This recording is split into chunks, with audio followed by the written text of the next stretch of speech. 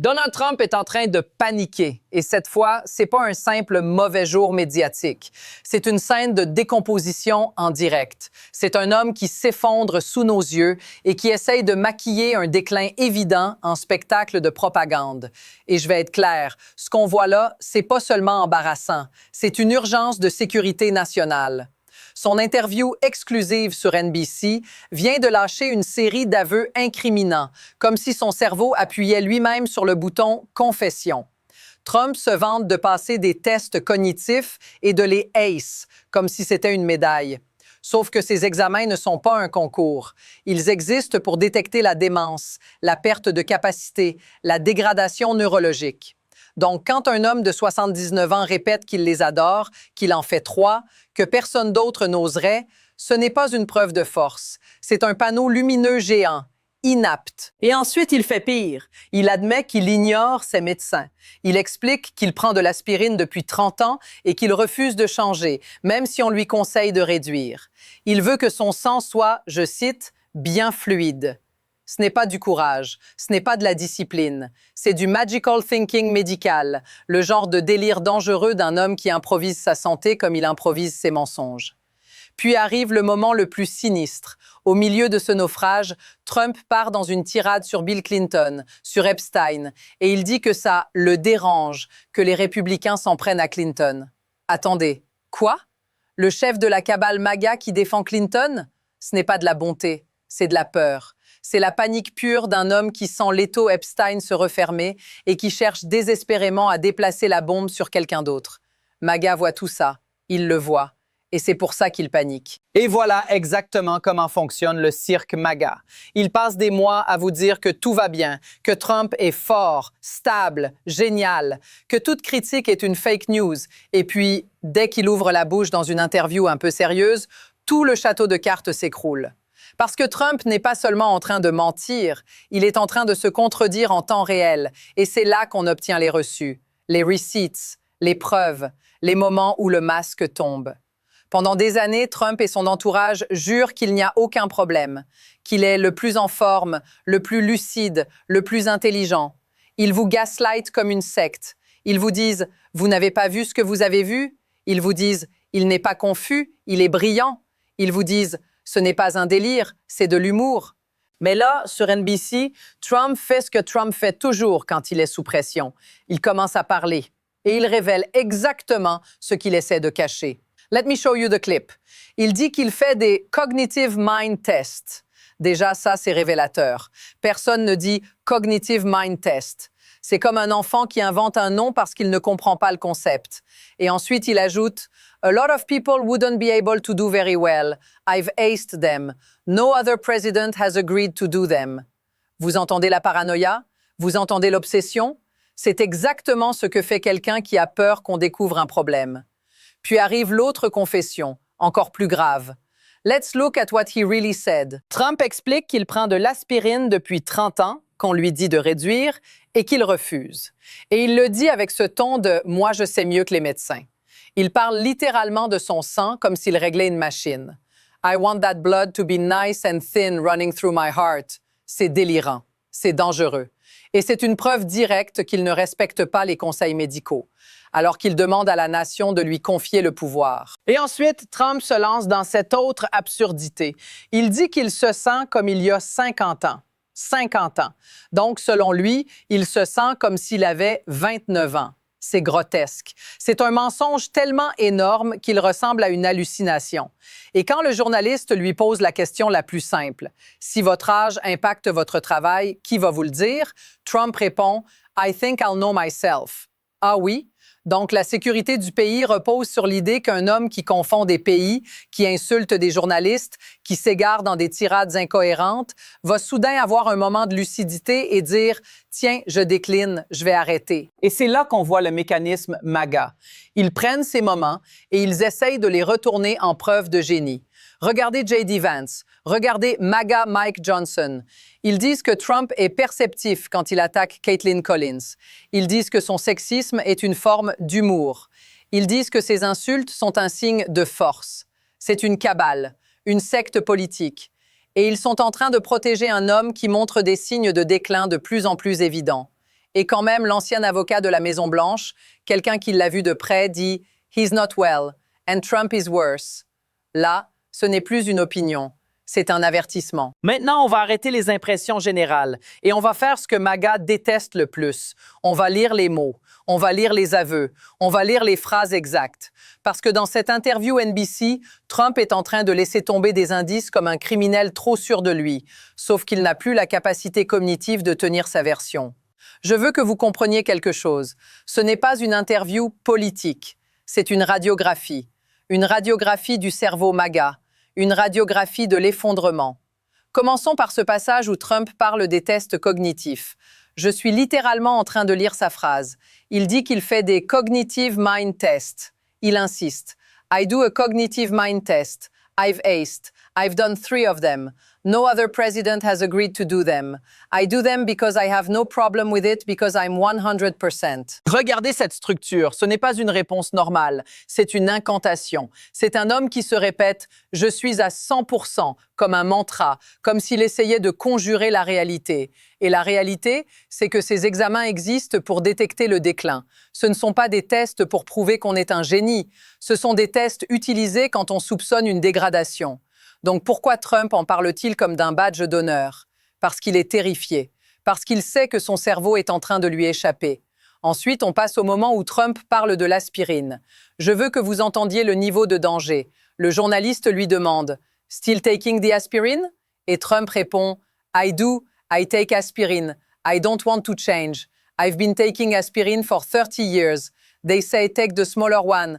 I say, well, I want that blood to be nice and thin running through my heart. Vous voyez ce qui se passe ici? C'est pas juste un vieux monsieur têtu. C'est le président des États-Unis qui dit en direct « Je fais ce que je veux, même contre l'avis médical ». C'est un aveu d'irresponsabilité. Et si vous vous demandez pourquoi c'est important, je vais vous le dire. Parce que Trump est déjà un homme impulsif, paranoïaque, instable. Et là, il est en train de vous dire qu'il ne suit pas de protocole, qu'il ne respecte pas la science, qu'il fonctionne au ressenti. C'est exactement le même schéma qu'avec la démocratie. Il ne suit pas les règles, il suit son ego. Puis Trump ajoute une phrase qui devrait faire exploser toutes les alarmes. Il dit qu'il se sent comme il y a 50 ans. 50 ans. Je répète, Trump a 79 ans. Donc, selon lui, il se sent comme s'il en avait 29. Ce n'est pas un signe de santé, c'est un signe de déni. C'est un signe de rupture avec la réalité. Et c'est là que le journaliste, on sent qu'il voit ce qu'on voit tous, pose la question la plus dangereuse possible. If at any point your age impacts your job, who's going to tell you that? Or you think you'll know yourself? Et Trump répond, I think I'll know myself. Gross. Parce que voilà la vérité. Quelqu'un qui décline cognitivement ne sait pas toujours qu'il décline. C'est littéralement un symptôme. Donc Trump est en train de dire « Faites-moi confiance. Si je deviens inapte, je vous le dirai. » C'est du délire. Et maintenant, on arrive au passage le plus révélateur, celui qui devrait faire transpirer toute la cabale MAGA. Le moment Clinton-Epstein. Je veux que vous suiviez le fil. Trump passe son temps à attaquer les Clinton. Il les traite comme des ennemis. Il nourrit sa base avec ça depuis des années. Et là, soudain, dans cette interview, Trump dit « It bothers me that somebody's going after Bill Clinton. I like Bill Clinton. I still like Bill Clinton. I liked his behavior toward me. He got me. He understood me. » Vous réalisez?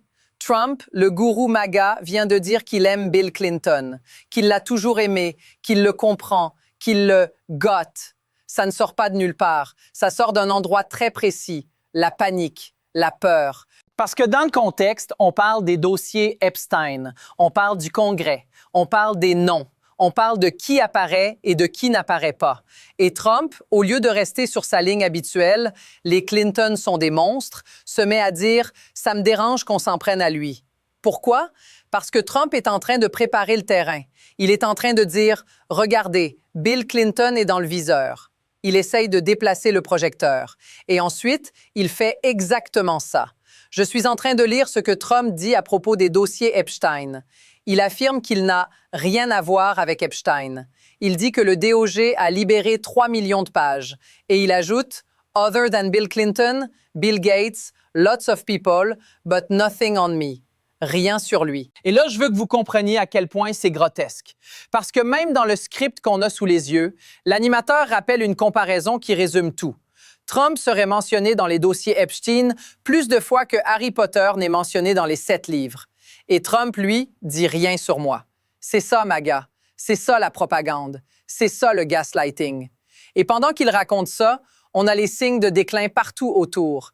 Ces attaques misogynes incontrôlables contre les journalistes comme Caitlin Collins. Il ne répond pas. Il insulte. Il dérape. Il dit « Worst reporter. CNN has no ratings because of people like you. I don't think I've ever seen you smile. » Ça, ce n'est pas une stratégie. C'est un homme qui perd ses freins. Et ensuite, J.D. Vance arrive comme un petit larbin et il essaie de vendre ça comme une preuve de perception. It's actually like so perceptive. Why does it always have to be so antagonistic? Vous entendez la maladie? Ils sont en train de transformer un comportement misogyne et instable en qualité présidentielle. C'est une cabale, c'est une secte. Et c'est là qu'on obtient l'un des témoignages les plus explosifs, Ty Cobb, l'ancien avocat de la Maison-Blanche. Quelqu'un qui connaît Trump de près. Il dit « He's not well, and Trump is worse ». Il compare Trump à Biden dans ses moments de confusion et il dit que Trump est pire, pire. Et il ajoute « It's dangerous, very dangerous ». Ça, c'est un avertissement, pas un commentaire. Puis Dr. Vin Gupta intervient. Et là, on entre dans le concret médical. Il parle d'antécédents familiaux. Fred Trump, le père, aurait eu un déclin cognitif documenté. Il décrit les symptômes observés. Difficulté à trouver ses mots, inattention, perte du fil, discours tangentiel, incapacité à finir une phrase, confusion entre pays, comportement qui s'aggrave, lashing out. Et il évoque même des diagnostics possibles comme Alzheimer ou frontotemporal dementia, en précisant qu'il ne voit pas son dossier médical, qu'il observe simplement ce que tout le monde observe. Et quand vous mettez tout ça ensemble, l'interview NBC, les aveux sur l'aspirine, l'obsession des tests cognitifs, la panique sur Epstein, les insultes incontrôlables, les témoignages d'un avocat de la Maison-Blanche et d'un médecin reconnu, vous ne voyez plus un président controversé. Vous voyez un effondrement. Et maintenant, on va élargir le cadre, parce que ce qu'on est en train de voir n'est pas un incident isolé.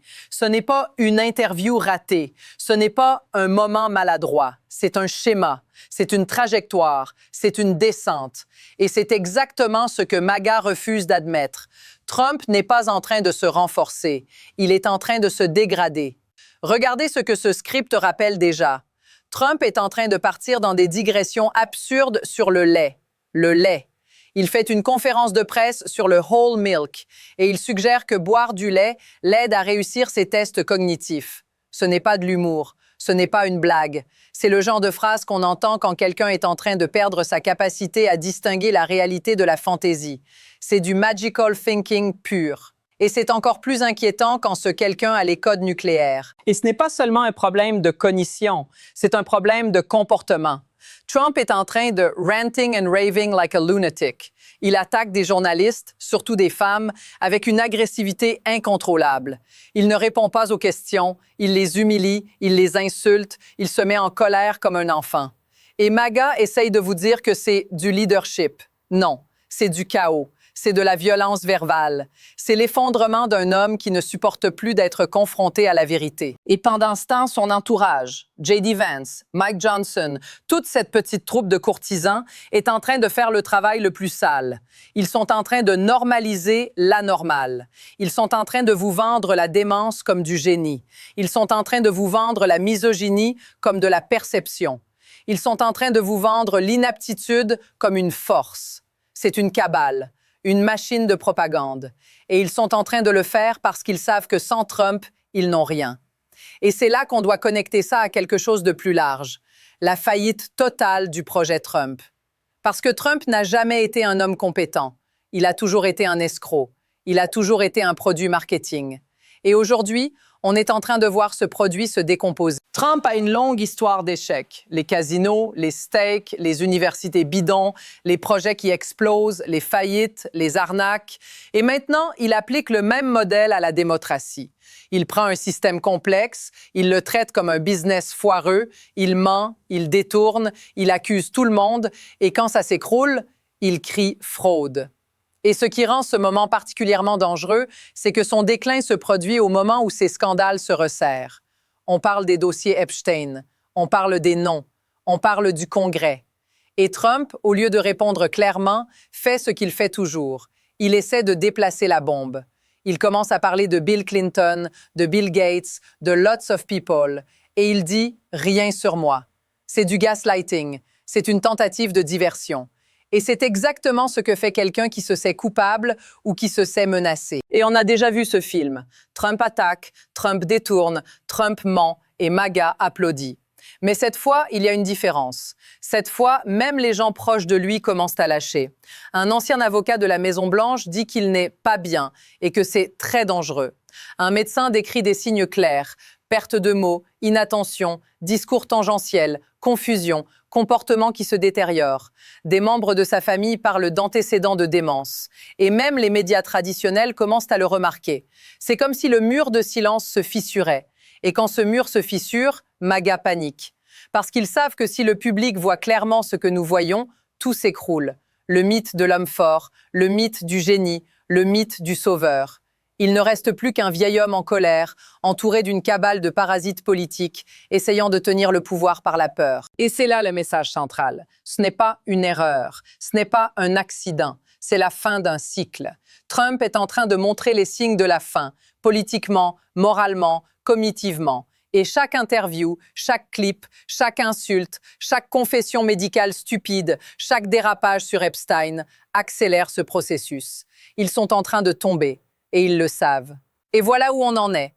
On est en train de regarder en temps réel la différence entre la vérité et le mensonge, entre la responsabilité et le chaos, entre un pays qui essaie de tenir debout et une cabale MAGA qui essaye de protéger un homme en déclin, un homme instable, un homme qui ignore ses médecins, qui se vante de tests cognitifs comme d'un jouet et qui panique dès que la réalité s'approche. Parce que c'est pas drôle, c'est pas un style, c'est pas Trump being Trump, c'est dangereux, c'est désastreux. Et c'est exactement comme ça que les démocraties meurent, pas d'un seul coup, mais par une normalisation lente de l'inacceptable. Alors on ne peut pas détourner les yeux, on ne peut pas laisser ces gens gaslighter le pays, on ne peut pas laisser MAGA vendre l'inaptitude comme du leadership, on ne peut pas laisser cette machine de mensonges et de peur prendre le contrôle.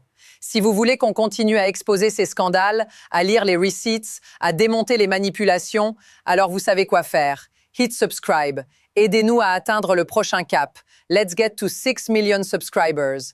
Partagez cette vidéo, laissez un commentaire et soutenez les médias indépendants, parce que c'est exactement ce qu'ils détestent. Une presse libre, une audience informée et une démocratie qui refuse de se rendre. On se retrouve très vite et d'ici là, restez vigilants.